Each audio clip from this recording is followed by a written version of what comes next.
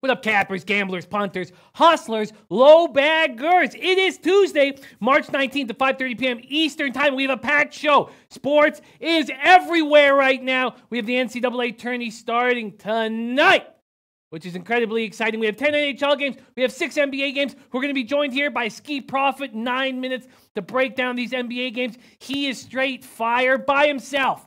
But when you put us together, we are hitting an alarmingly high rate of late. I'm coming off a nice winning day in NBA myself. I have added 2 plays in NHL. We're going to go over that for the next 9 minutes. So this is scheduled. 9 minutes of NHL, 20 minutes at least of NBA, and then we'll finish off the show with NCAA basketball and Maxwell Smart. First off, shout out to all the cappers in the chat. My man Chi, Archie in the house, Vinny Cornell, Ricardo Gutierrez, Red Girl. Red Girl's been fire. Red Girl loving unders today in the NBA. We'll be talking about that with Ski Prophet. Anna Merrick, ready to rock. Vegas Gun in the house. Brad Summersell, David Stewart, Tyler Hartstock, greatest ever. Parlay Papi in the house. And Parlay Papi will now, starting next Tuesday, be on the Low Bag Show every Tuesday.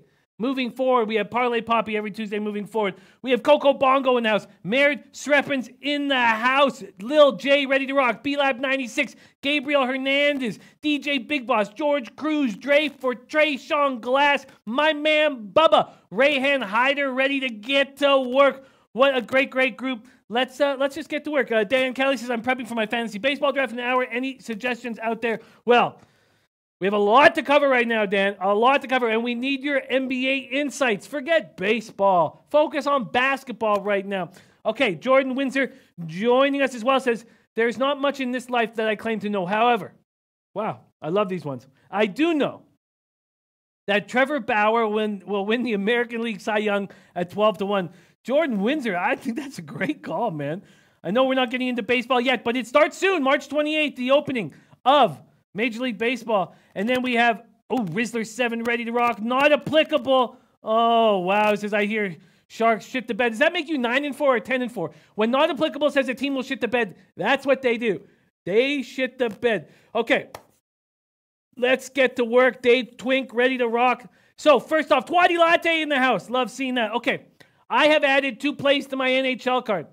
I only made 5 cents.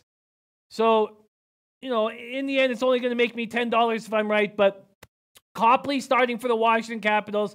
I did get the -1.5. Now, if I could have picked the perfect time about 3 hours ago and probably made $20 or 10 cents, but I'll take the $10. I got +125 on the Capitals -1.5. And then I took the under 6.5 in Hurricanes, Penguins. Penguins are not going to want to open it up against this Hurricane squad, especially without Malkin in the lineup.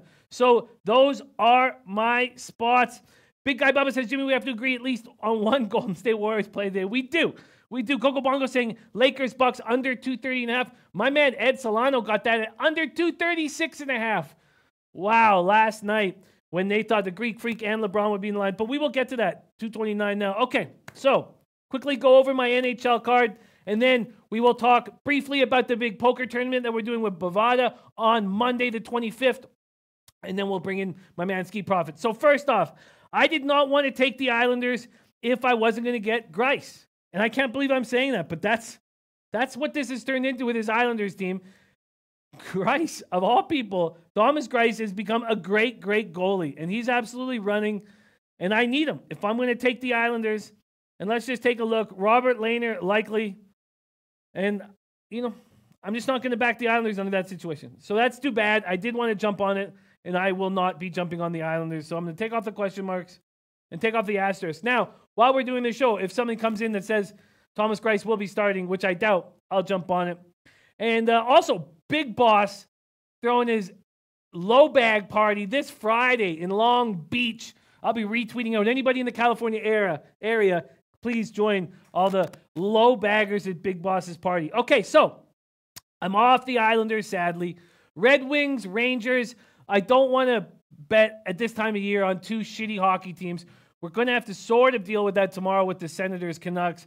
I guess if I was forced to take a side, let's hear what Parlay Papi says. It says Rangers 5-1 to the under in March. Detroit 5-10 second half of the season to the under against losing teams. 12-18 overall to the under against losing teams. Both teams have averaged under 2.5 goals last 6. Wow, and Parlay Papi's on the under 6 in the Rangers game. That might be a great look. Man, that might be a great look. Let's take a quick look at if there's been any line movement here. SBRodds.com. Get the NHL. Get the money lines and totals. You know, that might be a great look, Papi. I am impressed. It is a nice find. Here we go. Rangers. Oh, it's 5.5, though. Have to buy up to 6. I guess that. I get that, but I'm not going to do that. Let's keep rolling here. Wow, a lot of people liking the under there. I get it. But I'm off the Red Wings Rangers. I don't like 5.5s. I'm on the Flyers money line at -113. And right now, if I wanted the Flyers, I could still get that -113. Can't beat it. But Pinnacle's still hanging the -113. I'm on the Flyers money line there. I told you I got the under 6.5 at -106 at BetOnline. BetOnline beat Bet365's number by 19 cents. Talk about line shopping, the importance of line shopping. Merritt Srepin says, Islanders, Jim, I almost did it. I almost jumped on that, but I decided not to. I just don't want Lehner after a break right now. I know he went through a lot this summer, and time away from the rink is just dodgy for him, and I want to stay off of it. Little J says, Howard Lundqvist in that so decent goalies that possible. 3-2 often happens, but I'm staying off. And Parlay Papi says he's on the Flyers. Montreal owned 5 straight up last 5 when playing on the road against Philly. Montreal 8 goals last 5 games. No excuse for a healthy team to perform this way. I love it. I'm on that as well. So I jumped on the under 6.5. Penguins, Hurricanes. I also jumped on the Hurricanes at -1.5 at +187. Let's see if that could be beaten right now. And it could be. You could get a better line now. There's +191s available. And I think that's just about Letang possibly suiting up for the Penguins. He'll be needed. And in all honesty, in playoff streets, as I'm riding with the Flyers, I like it. In all honesty, when these star defensemen miss this much time from the lineup, now the Penguins have to get him back rolling, get him comfortable on the ice, get him rolling before the playoffs, but they're just not in position defensively. First game back after a long absence. So Penguins, Hurricanes, I'm on the under 6.5. I'm on the Hurricanes -1.5 at +187. Then I'm on the Capitals -1.5 at +125. And then the over 6 at -110. And there is a line move that we beat up. That over has been hit hard. The best you can get right now, well, you can still get a -118, but Heritage moved it up to 6.5. -124 Pinnacle, -125 at Bovada. We got that at -110. That feels good. Al Hart says, what's your best NHL play, Jimmy? Let me take a quick look here. I'm also on the Oilers +185. That was before news that Tarasenko would be in the lineup. So I don't love that because I could have got a better money line here. Let's see what I could have got now. Hopefully it's not, yeah, God. +194 I could have got. So that's too bad. 9 cents. I could have got 9 cents better, but whatever. It is what it is. I'm off the Leafs, Predators.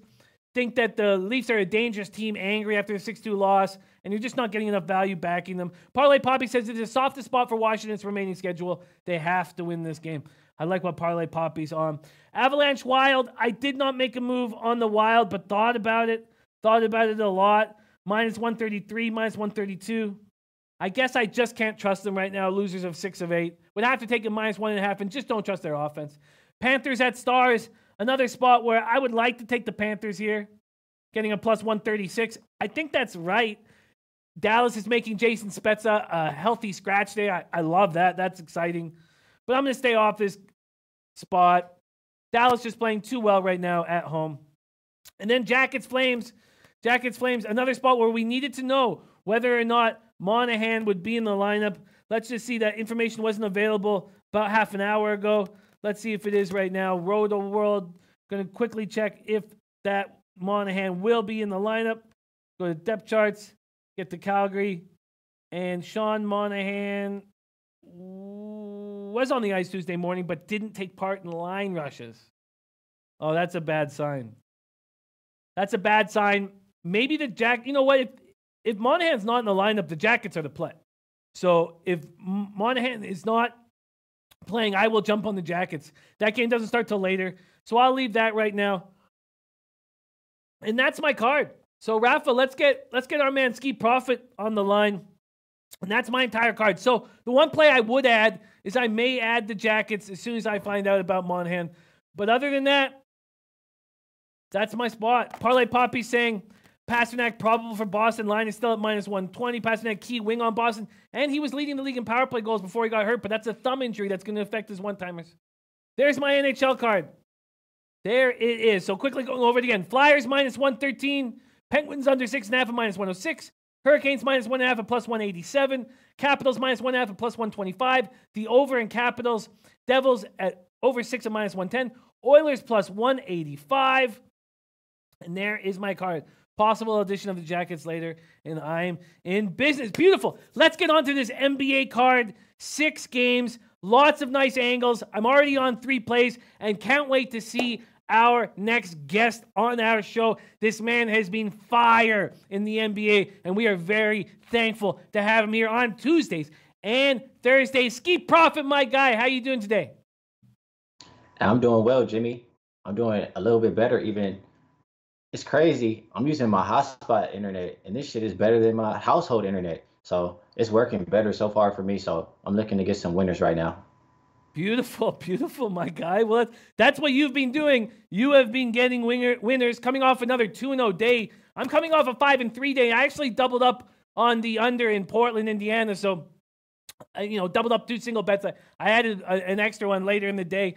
So it was a 6-3 day for me. Felt very good. I needed it. Twatty Latte says the NBA Whisperer is here. And I love it.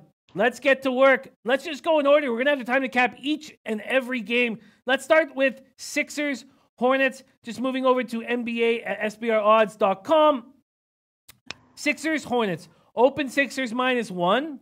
And now the Hornets are favored at most of the books. BetOnline still leaving the Sixers at a -1, but at -104. Bovada -1 and -105.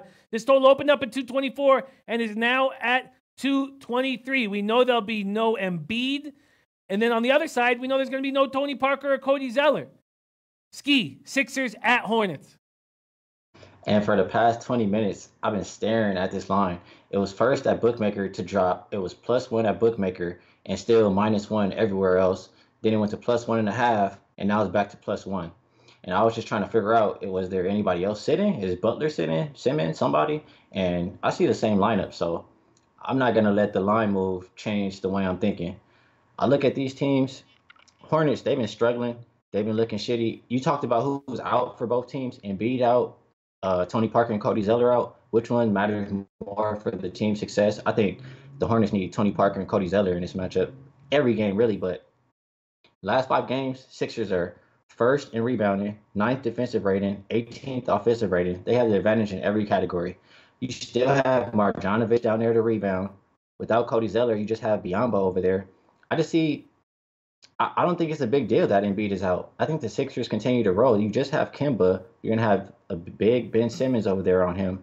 I know the Sixers coming off that big game. I don't think it's a letdown spot. I know a lot of people, Charlotte has to win, right? It's a must-win game for them. They're in the 10th spot. I just don't see it happening. I'm usually on Charlotte at home and against Philly away, but I want to take Philly here. I want to take Philly here too. I want to. But this still is a team that's 17-16 on the road, going up against a Hornet squad that's 21-14. My question is this, at 21-14 home. We know that the Hornets are coming off an ugly loss. Is the sign, and it all comes down to this for me, is the sign that Tony Parker's being rested a sign that the Hornets are giving up on the 8th seed in the Eastern Conference? I don't think they're giving up, but I still think they need Tony Parker. I've said it all year. Every time Tony Parker's not in the lineup, I don't have the exact stats, but I know they haven't been the same team. They haven't done as well. He's a big part of their team. Cody Zeller as well. I remember it's stretches during the year where they didn't have Cody Zeller. They were terrible against the spread. It was stretches where they didn't have Tony Parker. They were terrible against the spread. Now you don't have both. So I know the Sixers are not the best team away. I just see too many advantages here. So I'm not going to be scary about this one. I'm going to go with my feeling on this. The stats tell me Sixers last 5 games too, missing the most important players for the Hornets. I know they need to win this game, but I don't think they are. I'm going to take the Philly on the money line. What's the money line I can get? I see -103. Yeah, I think I'll line shop for you as well. Let's just take a look at this Sixers lineup quickly. So you're going to have Ben Simmons, who's still dealing with a respiratory issue, but he's fine. JJ Redick is rolling. Jimmy Butler is not hitting any threes. You're going to have Boban Marjanovic Tobias Harris is playing okay. Every single person on the chat right now is on the 76ers, and I just feel uncomfortable. I just feel like, why should I put money on a 17 and 16 team on the road without their best player? And it comes down to that. So let me ask you, why should you put your money on the Hornets? The Hornets are playing terrible. They're 1-6 against the spread their last 7. They're 3-8 straight up the last 11 games. 8-14 versus competition versus 55% win teams or more. Why would you put your money on the Hornets? They're missing the 2 players they definitely need. What reason? You know, I agree with you. I'm not going to put my money on the Hornets. And if I had a free play, I would take the Sixers. But right now, I just don't feel like there's a big enough edge to make a bet on the Sixers. That's just my personal feeling. I can understand why you guys are on them. It was a move that I talked a lot about in the morning. But at this point, I just don't feel like I have a big enough edge, and I'm staying off. All right, Jimmy. I'll see if I'll make that one for sure at the end. But I'm pretty confident that I will make the Sixers bet. And on that total, Ski, you have any feel on it? Sorry, I believe it opened at 224. Now it's at 223. I don't have a strong feel. I would much rather talk about the next game. I mean, both teams have been playing to the under, and I don't have a lean on the total. Don't you feel like without Embiid on the floor, they're going to have to wait for Marjanovic to set up? Or I guess they just fire a ton of threes. You know what? You're right. They may just start firing threes. Redick may just start firing threes. Redick's the only guy who's hitting threes right now. I guess I have a slight lean towards this under, but I'm not going to make a move on it. Ralph Arwando is on the under 224. Charlotte's not scoring at all right now. I feel like the under might be a spot. Feel like it might be at the same time. Without Embiid, they're not going to they probably won't. They're not going to dump it down and slow it down as much. It'll be more fast paced, I feel like. Yeah, they won't bother waiting for Marjanovic. And the problem with not having Cody Zeller is that you can't run Marjanovic into the floor because Cody Zeller is good at that. Ricardo Gutierrez says Butler woke up last game. We'll see. I'm going to stay off this spot entirely here. Let's move on to Rockets at Hawks. I already jumped on the Hawks at plus 802. Sorry, plus 8 at minus 102 earlier today. And there are no more. Yeah, there is an 8. 1-8 at Bovada. So there is an 8 on the board. The rest are at 7.5. This total opened at 230.5, now 232.5. Ski, Rockets at Hawks. Yeah, I won 2 plays or 2 or 3 plays today, so I'm still trying to narrow it down. I like the Hawks in this spot. I mean, the Hawks they're much better away, I feel like, and the Rockets are better at home. But you cancel that out. Who's been playing better lately? It's got to be the Hawks. Hawks are 10-3 against the spread last 13. Rockets 2-3 against the spread last 5. Rockets play again tomorrow. Last 5 games, offensive rating, Hawks are 10th, Rockets 15th. They have the rebounding advantage. I don't see why they will be still getting 7.5 points. I'm pretty close to jumping on the 7.5 points. And as far as the total, I don't see much defense. The only thing is maybe Houston takes their foot off the pedal because they play again tomorrow. Atlanta's gone over 7 of their last 10, under 7 of the last 9 for the Rockets. Rockets play to the under away. Atlanta plays to the over at home. So I'm looking to make a play on Atlanta. Maybe you can convince me on this one, Jimmy. I like it. I think you broke it down great. I got Hawks plus 8 in the morning. I think the issue with taking the over is how hard do the Rockets play in this situation. Harden needs to be rested. Harden's dealing with neck issues. Here, big guy Bubba's on the Hawks. Paco Healy's on the Hawks. George Cruz on the Hawks. Parlay Papi says Houston 11-1 straight up wins. Houston 4-8-1 against the spread away, visiting the East, while Hawks are 8-4 straight up hosting the West and 8-4 against the spread hosting the West. Yeah, the way I see it, Ralph Arwando is on the under. I actually like the under. I think the under is the spot here. I just don't see the Rockets pulling out all their weapons and trying their hardest to handle this spot. But again, I am a little uncomfortable going up against this market move to the total. And yes, Sean McCarthy saying Hawks, is he serious? Yes, I am, Sean. I'm on the Hawks +8. George Cruz says Rockets is the trap.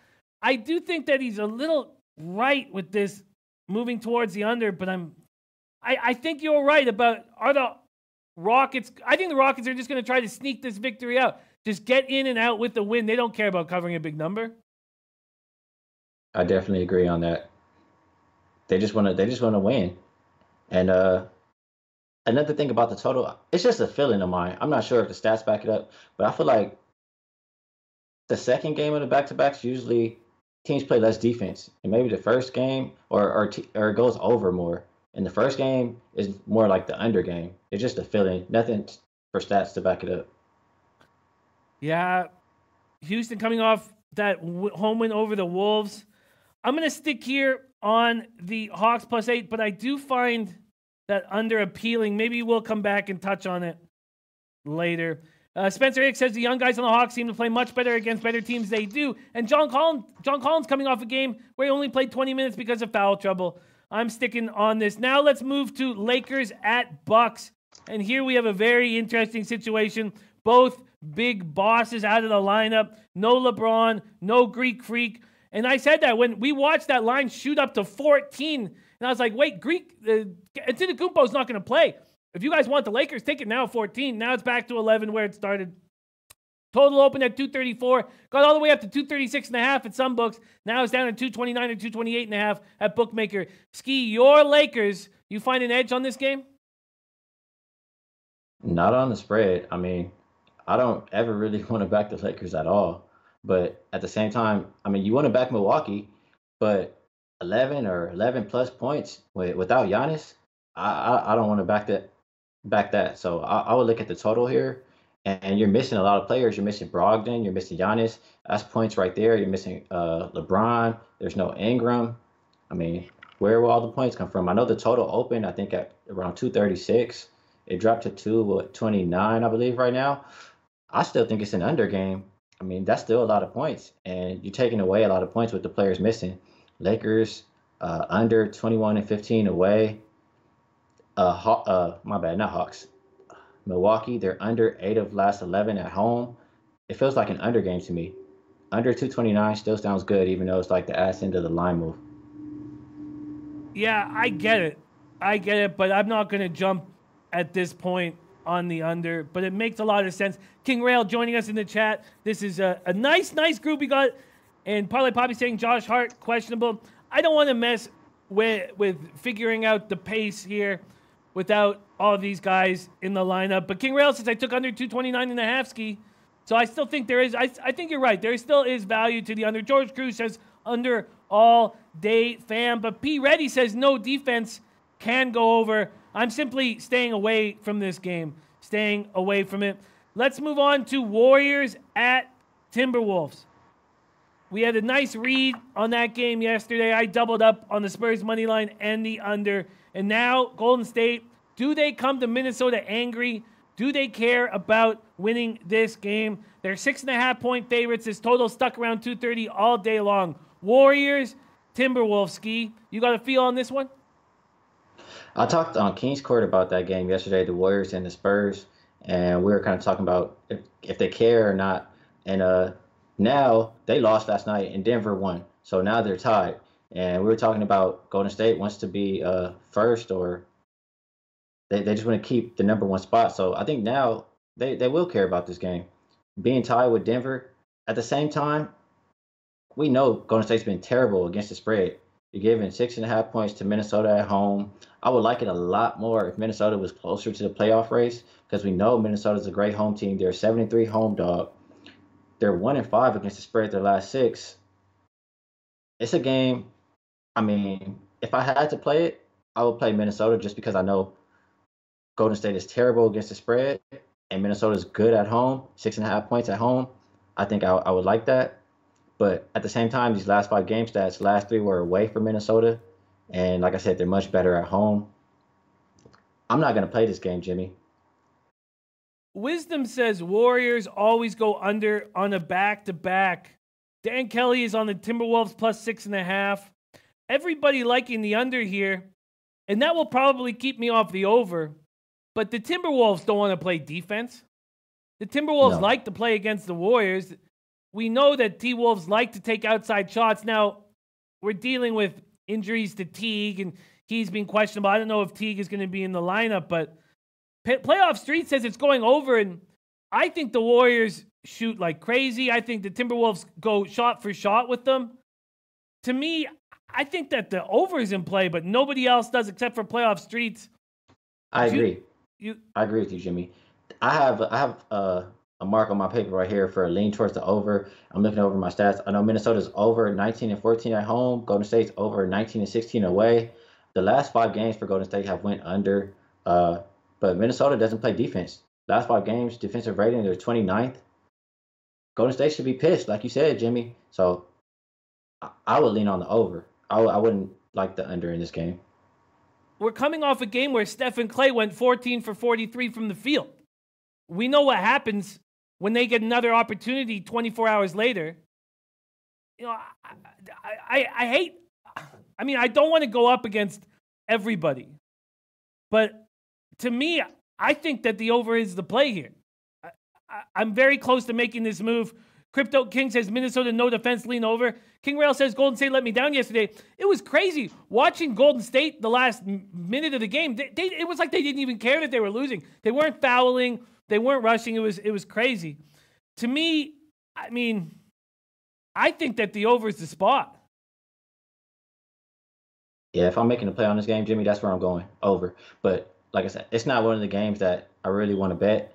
I'm more interested in these next 2 games we're talking about or the first 2 that we mentioned before.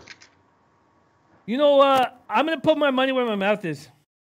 I don't see any defense. I hate going up against everybody in the chat, but I don't see any defense. I see Wiggins playing ball like he always does against this team. You know, I'm jumping on the over. I'm going to jump on it right now. While I'm doing that, let's talk Nets, Kings. I already jumped on the Kings minus 3.5 at minus 105. Brooklyn, Sacramento. Sacramento opening up at minus 4.5. Now there's a 3. There's a couple 3s on the board. Bet Online hanging at 3. Pinnacle hanging at 3. But I like Sacramento to take care of business here. What are you thinking here, Nets, Kings?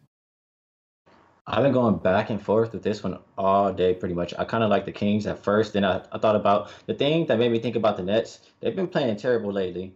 But, they're still in that playoff race. They're still like 6 or 7 spot.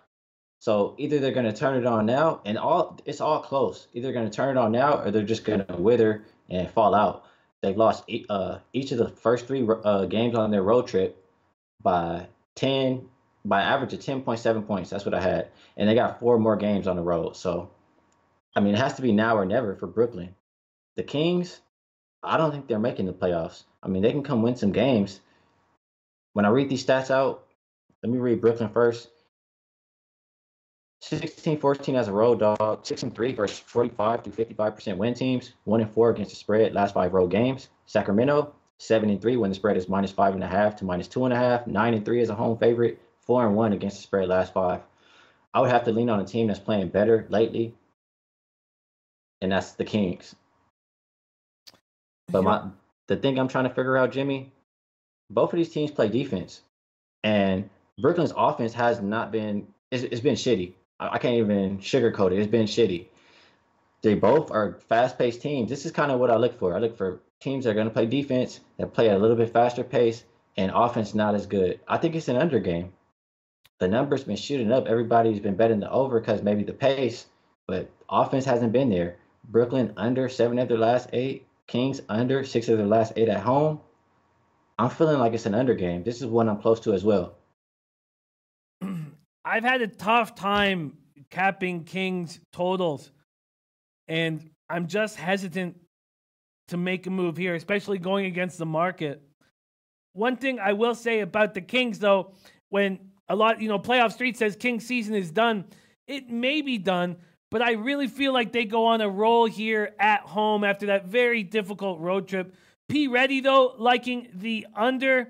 Playoff Streets liking Nets with the points and says my money on the over. And King Rail says over, baby. I took it. Nets score buckets tonight.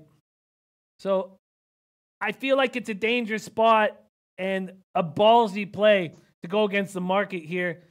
But I can understand why you would do that. I mean, then the Nets got to be tired here. I thought the Kings putting up 129 points against the Bulls on Sunday was a good sign from a team on their first game back after a long trip. I think the Kings roll here at home over the next few days.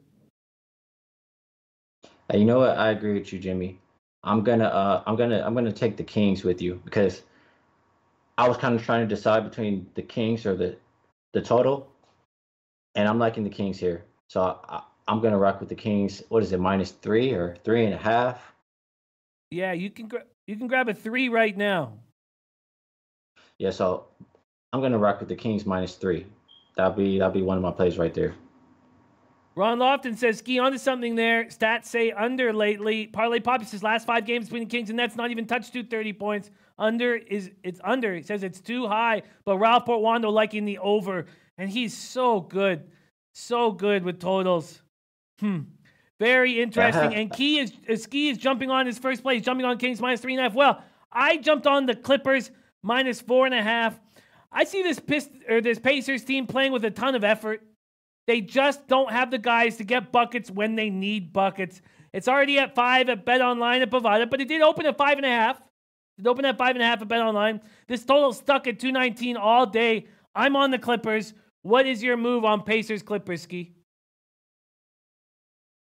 The Pacers, I mean, they're known as a good defensive team, right? I talked about it yesterday as well. But when they're on the road, they don't play defense. It's not nearly as good. And I want to take the Clippers. The Clippers playing well, 7-3 against the spread their last 10. When the spread is -6.5 to -3.5, they're 14-4, 16-9 as a home favorite. The only stat I look at for Indiana, they're 9-3 on the second of a back-to-back. When I think about this game, I was thinking if I want the spread or the total. The Clippers, they average 114.7 points per game. That's 5th in the league. They allow 113.7 points per game. Are the Pacers going to be able to put up points? Are they just going to run up and down both teams and not play defense? Clippers' defensive rating is 21st last 5 games. Indiana is 11th, but I mentioned it's much better at home than away. I think it's Clippers and over. I agree, but I don't trust the Pacers to put up buckets. You know, I watched that entire game against the Blazers. They looked really good at first, and it gave me no fear whatsoever. I was on the under, and I doubled up on the under, and I was not sitting back going, oh, we're on pace for an over. I knew they were going to buckle. Parlay Papi says it best. Says, I think the Pacers might keep up first half, but we keep seeing Indiana losing momentum throughout the course of the game, even when starting off great. So I think the best play is full game Clippers. But King Rail says Clippers might put up 130 tonight. So, and Rayhan Hyder, Clippers, it might get ugly. I'm very comfortable with Clippers full game. Very comfortable with it, and that's the spot I'm on. So, Ski, I know you're close to making some... Oh, say what? This is going to be... I'm not really a high-volume guy, but it's so many plays that I like today. I may have more than usual. I'm going to roll with the Clippers on the spread. I'm taking the Kings. If it's -3, I see 3.5 right here on my app. But if it's -3, you see a -3 on the board. I'm on the Kings.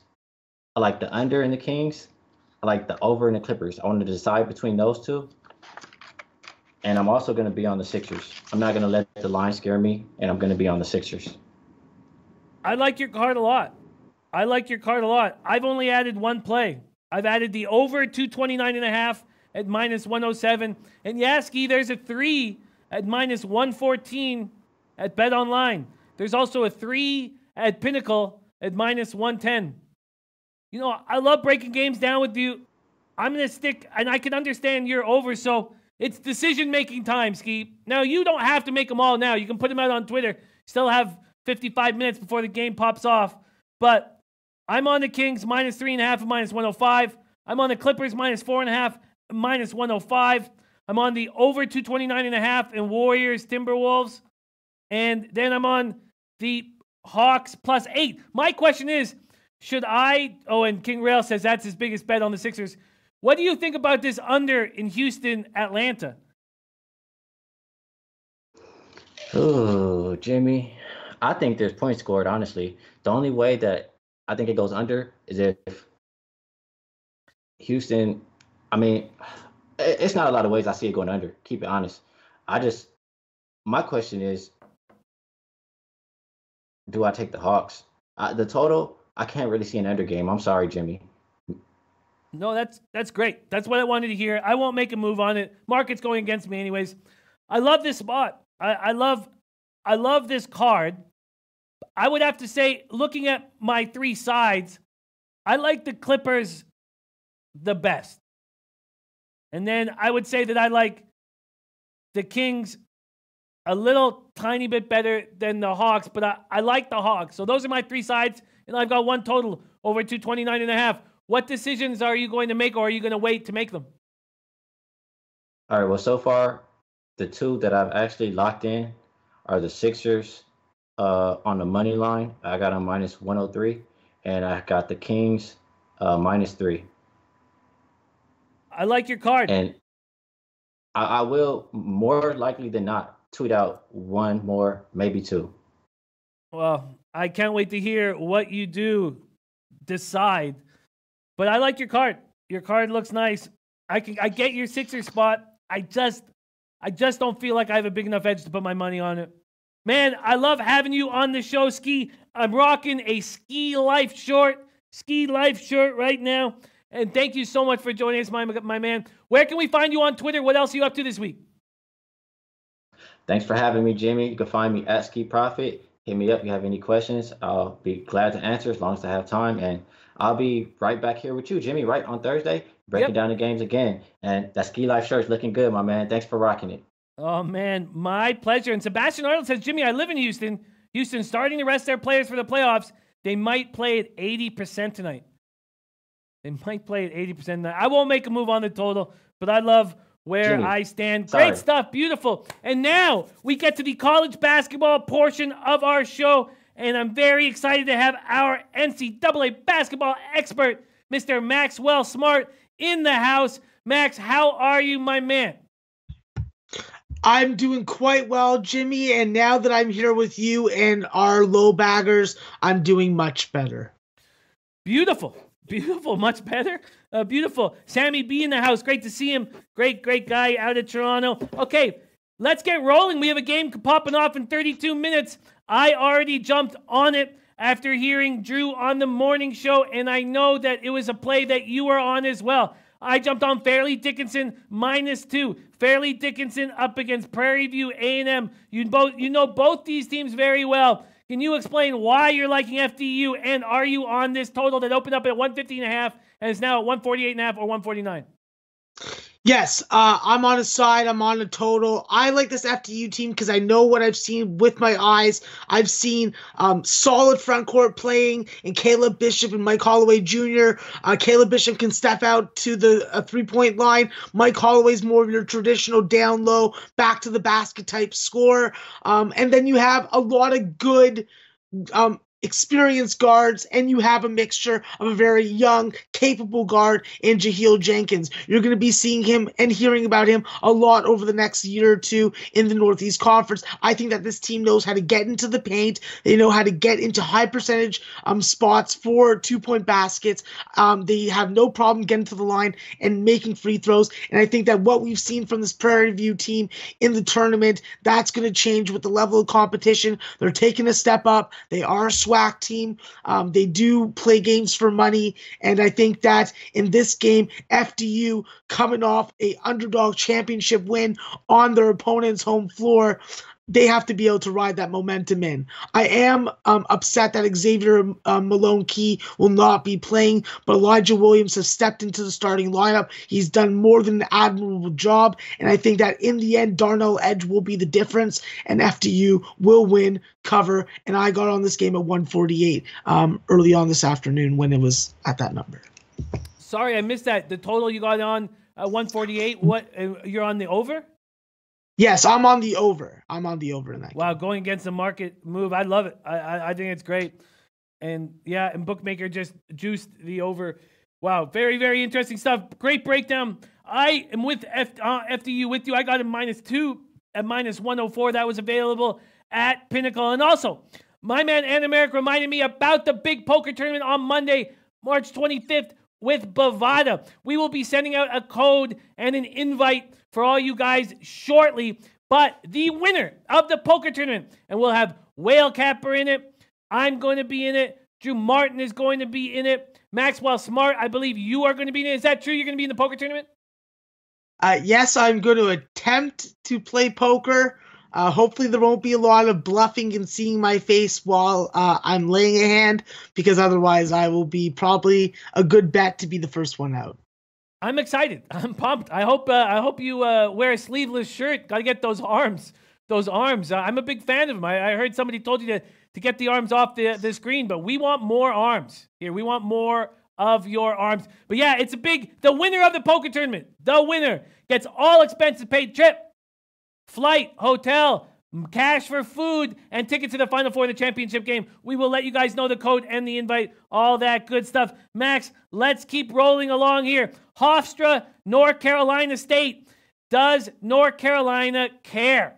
Do they care at all? I jumped on Hofstra at plus 9.5 at minus 105. There still is a 9.5 at BetOnline if you want it. There's still a plus 9.5 if you want it. No longer at minus 105, but it still exists. And America says, is there a deposit bonus code? Yes, there is, and I will let you know.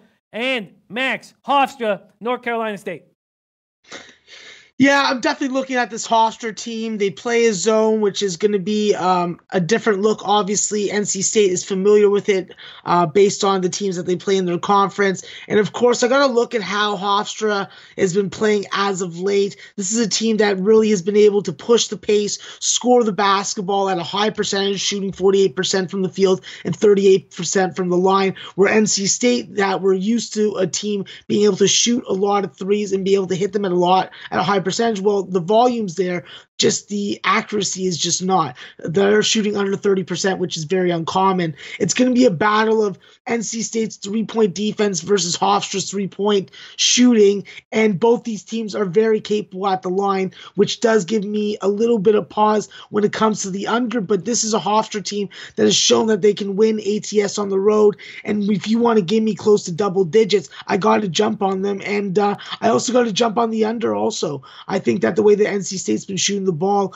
164 is about 4 points a minute, and that may not that may not be a reachable goal that pushes me towards the over. So I'm gonna get on the under 164 too. Yeah, I get it. I'm just hesitant to go against that market move. Bloods W, no, I did not take the under in the Panthers game. Ron Lofton took the points with Hofstra. I get it. 164 seems high, but I'm not going to go up against it. Nice breakdown there, Max. And now we have St. Francis, Indiana. About 45 minutes ago, Indiana was minus 17.5. Now there's a minus 16 on the board, bookmaker. Bovada's still hanging the 17.5. Clearly, people think St. Francis might be able to cover this big spread. Total opens up at 146.5, now 151.5. Max, St. Francis, Indiana. Yeah, as soon as this line popped out, I didn't have to look at it. I laid the bet, and then I capped the game. That's how confident I am on the St. Francis spot. I got them plus 18.5 as soon as it came out on 5 dimes. I'm very happy with that. I think that it's a good spot. I think it's a good situation motivation spot. You have a very capable trio of scorers in Jamal King, Isaiah Blackman, and Keith Braxton.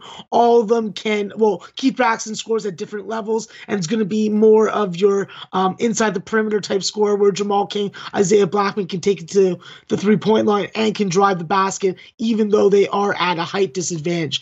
Romeo Langford, I think that he's a little tired of college basketball, in my opinion. I think that this season is over and done with. He hasn't made the March Madness tournament. I think that the bubble bursting on this Indiana team will diminish their motivation. And I think that St. Francis, with the way that they shoot the ball and the way that they defend, I think that they're going to be able to hang in with this Indiana team, even though it's on Indiana home's floor. I rely on St. Francis to shoot threes, 41% the last 5 games. That's what I'm thinking that is going to be the only offensive weapon that they can use to stay in this game. I think it's going to be the weapon that they are successfully able to use, and I'm on St. Francis. And I'm also looking at the first half. because Indiana is +6 in first halves and +9 in second halves, leading me to believe that the 10.5 that you can get on the first half on St. Francis, or you were able to get on St. Francis, is a good bet also. So I laid that as well. Do you think there's still value here? I can get Bovada line shopping, but if I was to bet this, it would be at 16.5. Do you think there's still value there for St. Francis? Yeah, I do, just because look at how St. Francis laid the egg at home in the championship game versus FTU. Well, now all that pressure's out. They're on the road. They're in a hostile environment, but I don't think that's really going to matter. This is a team that's done admirably on the road at 8-7 ATS. And I think that they haven't burnt your money. I think that they're worth a shot here, because you also have to think about their motivation. Or do they really want to win this game? Do they want to be in this tournament? I think they do. I think they want to win this game. And has Indiana laid duds and lost games in this type of point range before and in past years? Yes, they have. This is a possibility in my eyes tonight. Well, I'll jump on. They're hanging the 17.5 at Bovada. I will do some line shopping right now and see if I can beat that anywhere, but I doubt it. Now, we come to a spot that is Twatty's only play. Campbell +9. Campbell has value. Opens up UNC Greensboro -10.5. Pinnacle down to 8.5. Still 9s on the board everywhere else. Total opening up at 142, now 144.5. Max, Campbell, UNC Greensboro. Yeah, I'm already on Campbell. I got them +10 early on. This was a spot where I see, well, this is a tournament setting. You have Chris Clemons. They weren't able to meet the demands and pressure of winning a conference tournament on their home floor. Now they have an opportunity to go on the road, a little less pressure off them, going into another environment where there are teams that do not know them, have not played against them. And I think that Chris Clemons is going to have to really take it upon himself to summon his Allen Iverson within him, take it to the bucket strong, get to the free throw line, score a shitload, and hit over 40% of his shots. I think that's what's going to happen. I think that single-handedly Campbell's going to be in the game due to Chris Clemons. I think that they will be vulnerable on defense, but I do not think that they will be able to lose by more than 10 points. I think that Greensboro, though, has value in the first half. Just looking at their first half home numbers and their results in non-conference season, 6 points or 5 points seems something accomplishable. And I'd be looking at UNC Greensboro in the first half, and in addition to my Campbell full game. Wow, I love it. Both sides of the puzzle. I'm going to jump on Campbell with you guys. I'm getting +9 at -103, and that's at 5 dimes. Let's keep rolling along. We will hit every single game on this board. Lipscomb, Davidson. Davidson opening up at -3.5, now -2.5. And the total is just popping up right now. Opening at 144 and is shot up to 149. Max, Lipscomb, Davidson. Yeah, very amazing line movement so far today.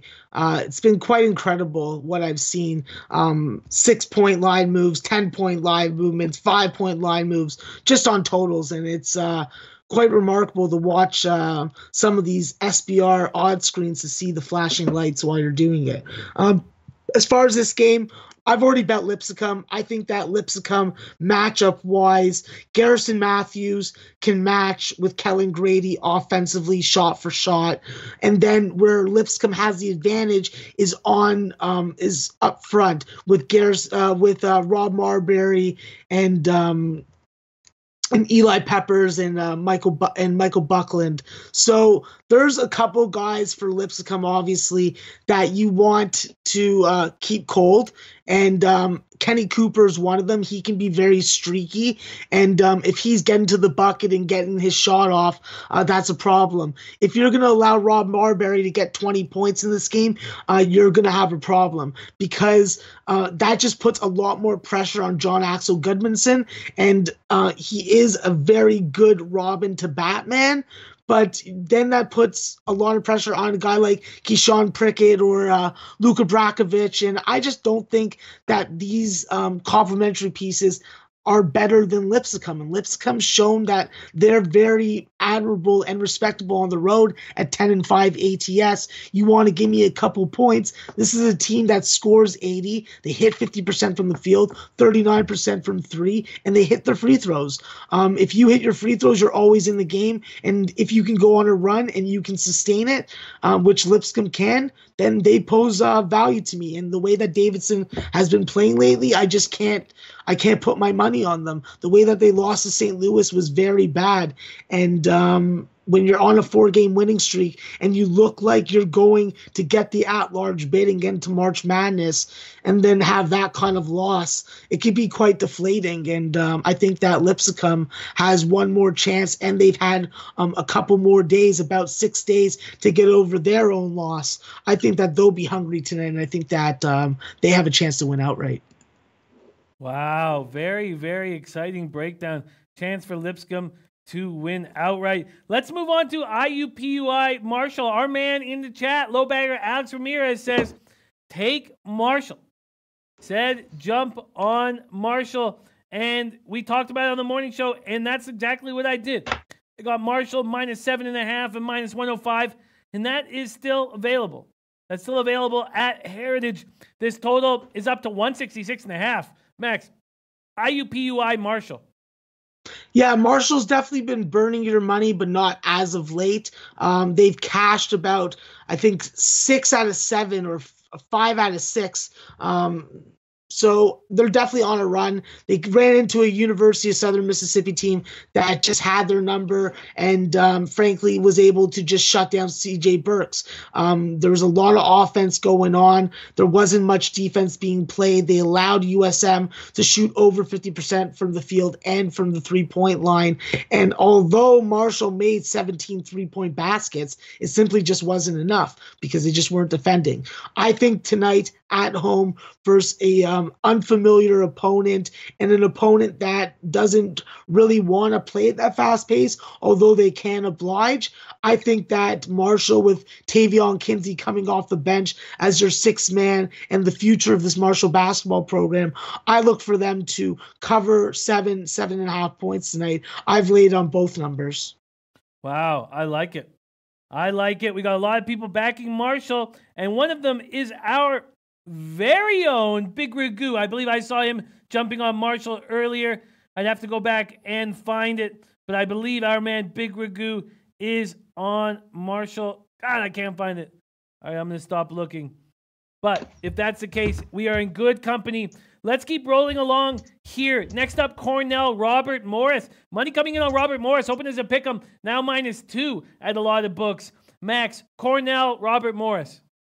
Yeah, my play of the day on SBR Madness was Robert Morris -0.5 point first half. When I was looking at the line, this was a line move. I saw Pinnacle hanging a +0.5, -130. It made me get on the half point. I think that Robert Morris at home has a +5 advantage in the first half scoring wise. I think that they're able to win this first half. I think that they're able to cover full game as well. I jumped on them at 1.5. I think that if you can get it at 2, I would take that and take the risk of the push element. So did you double up on Robert Morris? Yes, I doubled up full game in first half. First half is my play of the day. And Big Reds look terrible. I like it. I like Robert Morris. Yeah, -134 now at Pinnacle, but -110 at 5 dimes. I'm certainly jumping on your play of the day. Lowbagger play of the day has been hitting nicely lately. Oh, sorry. That's SBR Madness play of the day, but has been hitting beautifully. -0.5 at -110 available at 5 dimes. I'm loving that right now. I will keep looking at the full game, but why don't we move on to a hotly contested game here? And I feel like I just missed my opportunity, and maybe I haven't, but Wright State, full game. Sorry, I've got first half here. Wright State against Clemson. Oh, still up for here. Opportunities to jump on Wright State were available early. Actually, I opened at +15 at BetOnline, and it's now down to +12.5. 5 dimes already taking it down to 12, Max. Wright State, Clemson. Yeah, I think that Wright State definitely has the value here tonight. I just look for a team that had just such a disappointing championship game and just a terrible performance to really find their way tonight. I think that they're not going to be able to win this game. I think that with Marquise Reed, Sheldon Mitchell, and a variety of other guys probably leaving Clemson because of graduation, I think that this is their last hurrah. I don't think that they were on the bubble, so I don't think that they were expecting to get into the March Madness tournament. I think that this is their last opportunity. I look for them to win this game. I just don't think that they're going to be able to dominate like the point spread is showing right now. Although this Wright State team does not really shoot free throws the way that I like them to, they do play quite considerably better on the road. The road numbers are admirable, and I think that based on the first half numbers, I think that there's more value on Wright State first half than full game. So I would suggest the first half if you're going to make one play on this game, because Clemson's only +5 first half and +5 second half. So I think that you can get through this number. Wow, interesting breakdown. Interesting breakdown. And I called it the SBR Madness play today, not the low bag play today, just because, you know, Max has his own show, SBR Madness right now, but we can get into all that stuff another time. I'm not sure what to do. I'm going to stay off this Wright State Clemson spot. Let's move on to San Diego, Memphis. A lot of people liking this San Diego squad, and should we jump on them right here? Opening Memphis at -5, now -7 at 5 times. And this is one of those totals that completely shot up. It opened up at 144 at BetOnline, now 156. Wow. San Diego, Memphis, Max. Yeah, this Memphis team, obviously, they're coming off a admirable performance in the American Athletic Conference, and they lost a very close game to Houston. I think that team is on a roll, and I see that as a win to me. Obviously, it's a loss, like realistically, but I see that their performance, the way that they played, the fight that they had at the end, I think that's going to be able to possibly carry over.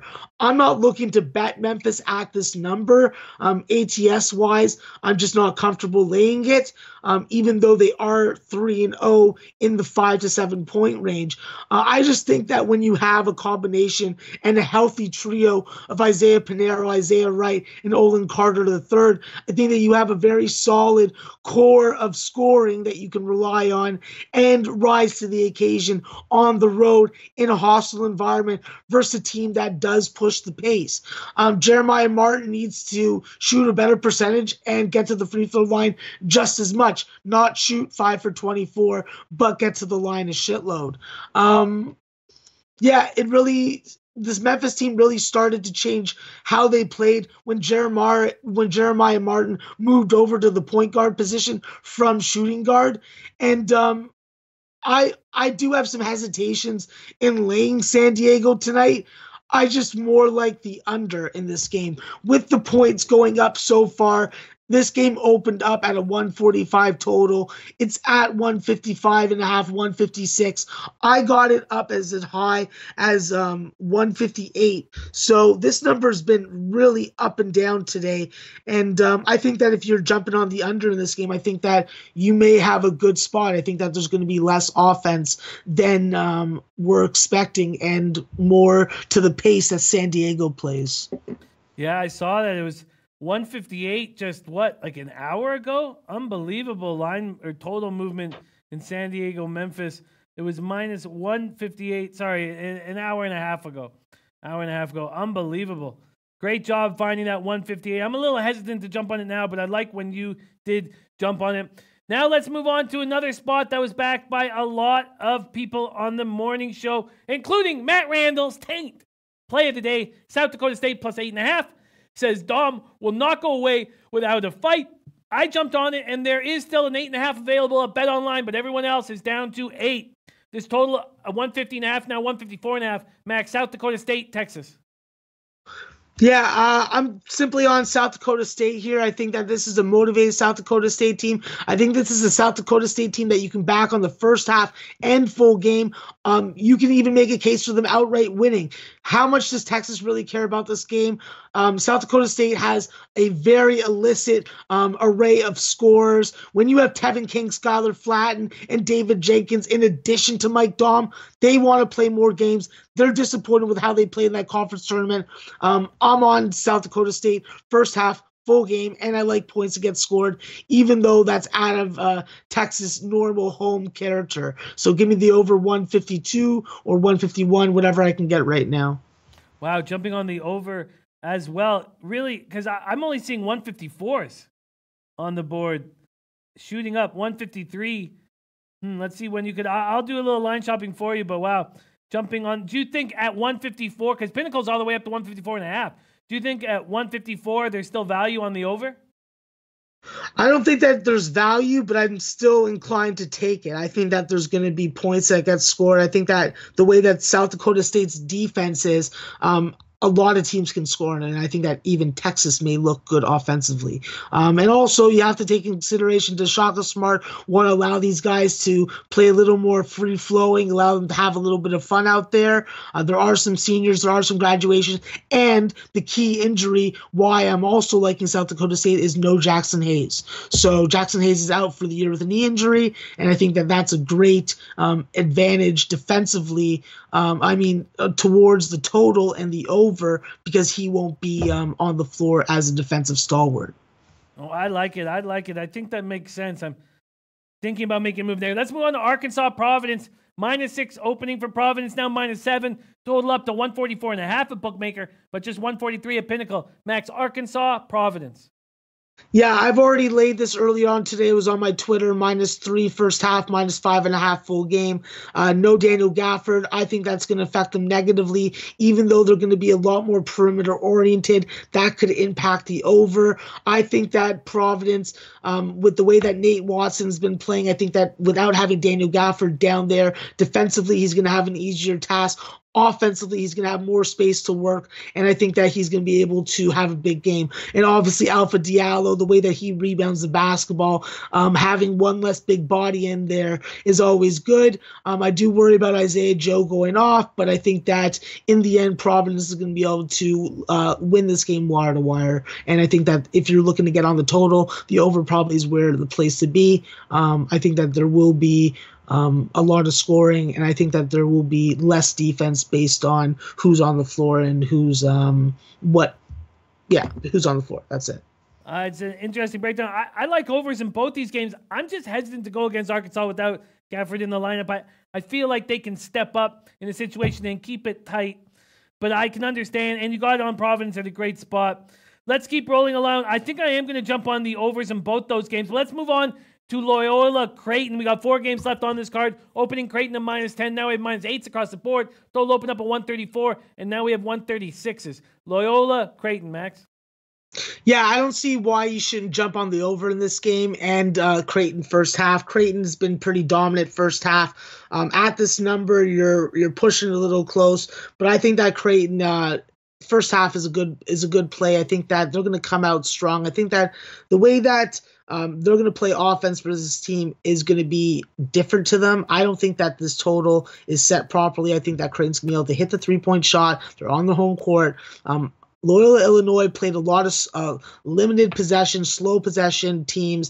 They're not going to be playing that type of team in Creighton. This is a different quality team from the Missouri Valley Conference. We saw what happened in the Bradley game.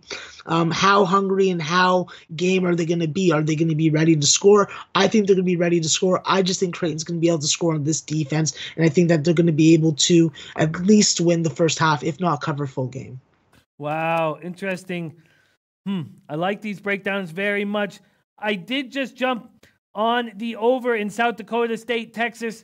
There's a 153 being hung. It is juiced to -120, but I took it at BetOnline. 154 is everywhere else. And then I'm thinking about this Arkansas Providence spot. But let's move on to Cal State Northridge, Utah Valley. This total opened at 156 and is now at 160. And let me just jump up this spread here on SBRodds.com. It opened at -12.5 for Utah Valley, now -11.5 Max, Cal State Northridge, Utah Valley. Yeah, I'm a little worried about my bet on the spread here on Cal Sun. Obviously, Lamine Diani is a exceptional scorer, 24 points a game.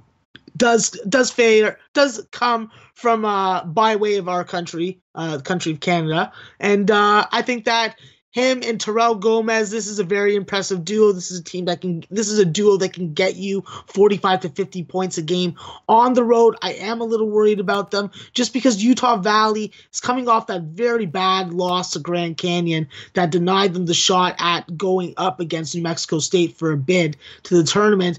And Connor Tolson was quite emotional in the press conference after the game, which led me to believe that he may be a little soft for this game. I think that Cal Sun is definitely able to score on you. They're able to run the floor. They're able to get to the line, and they are decently efficient offensively. I think that Cal Sun definitely has to be aware that Utah Valley is going to probably hoist up a lot of threes, a lot of kick and drive action, a lot of drive and kick action. And I think that the numbers support Utah Valley full game and on the spread. I just think that something's fishy about this line. I think that there's going to be a lack of motivation on the part of Utah Valley. And I think that when you aren't motivated versus Cal Sun team, they can put some points up on you and be ahead of you. And then you're find yourself trying to fight your way back. San Diego State learned that lesson, but they were able to overcome it. I just don't think that Utah Valley will if they fall behind. So I'm on Cal Sun full game. Cal Sun full game.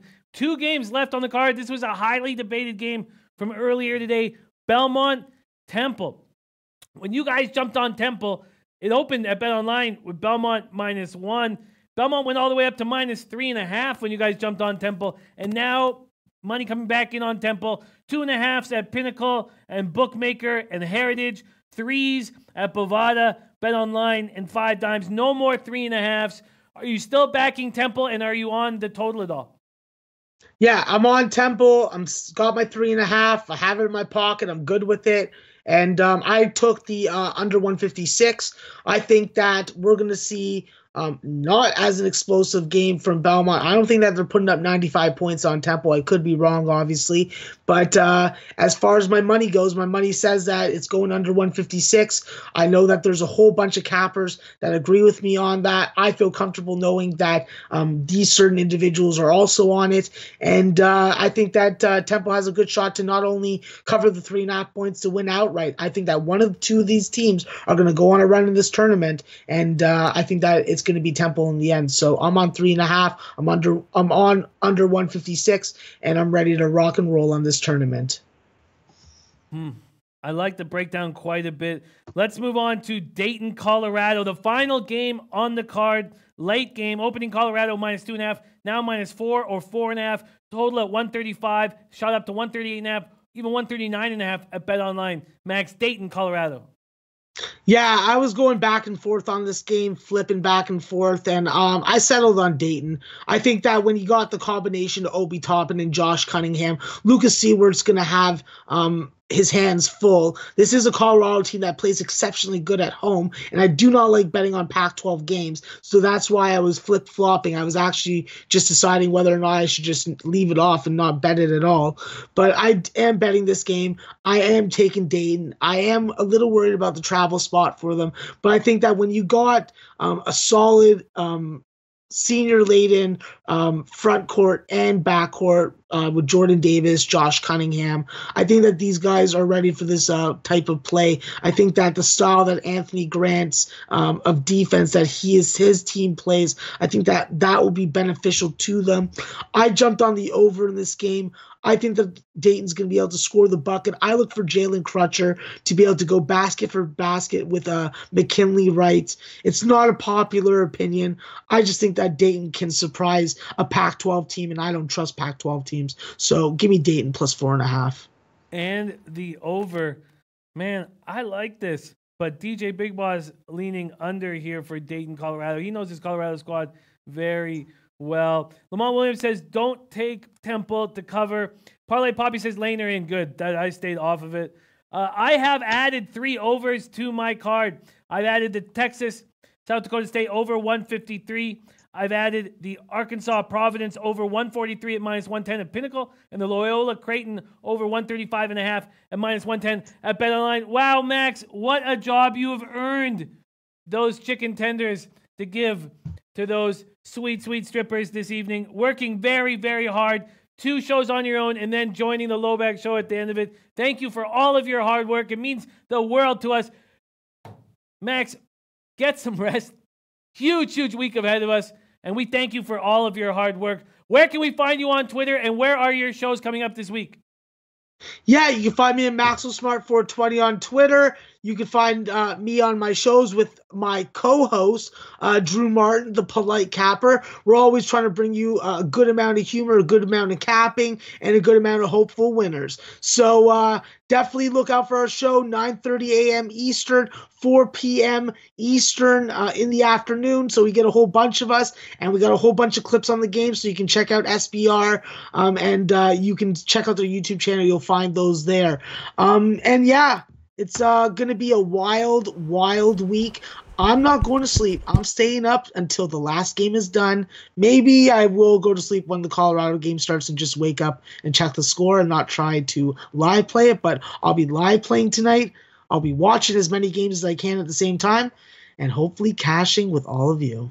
Oh, you do a great, great job. We're so thankful to have you. Next up, Brian Watson, You Are Right is King's Court, starring King Rail and Jay Money is Money. Ashley Wynn says Max's play of the day. It is Robert Morris, first half, -0.5. And Max, before we put a bow on this bad boy, could you please introduce none other than lucrative Larry? Yeah, absolutely. It would give me the distinct honor, pleasure, and the support of local strippers to introduce to you lucrative Larry.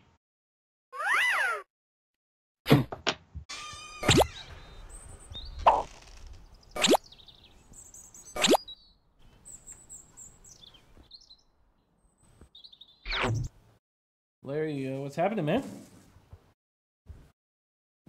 Having a rough day. Having a rough day? What's going on? Somebody stole my pet turkey. Someone stole your pet turkey? I didn't know you had a pet turkey. I had. Yeah. That's awful.